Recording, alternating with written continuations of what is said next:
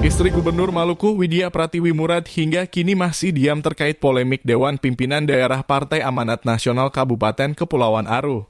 Pasalnya, Widya Murad diduga yang berperan menjadi dalang dari polemik tersebut karena telah mengintervensi kepengurusan partai dengan menunjuk sepihak Colin Lepuy sebagai Ketua DPD.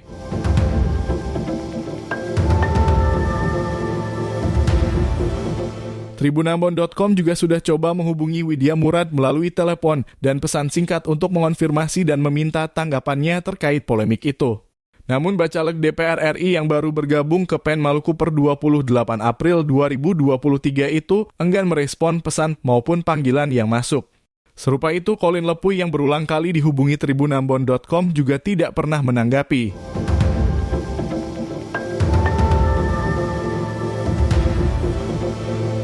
Diberitakan mantan Sekretaris DPD PEN Kepulauan Aru, Ali Wamir, mengaku penunjukan Colin Lepuy sebagai ketua guna memuluskan kepentingan Widya Pratiwi Murad Ismail.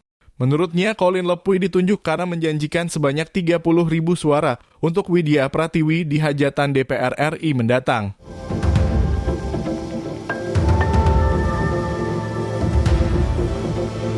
Colin Lepuy menjamin sebanyak 30.000 suara ke Widya Pratiwi untuk kontestasi DPR RI nanti, maka AD atau ART selaku tuntunan ditabrak, kata Ali, Minggu 17 September 2023. Selain itu, 22 bacalek juga telah mengundurkan diri secara resmi dari partai yang diarsiteki Wahid Laitupa itu.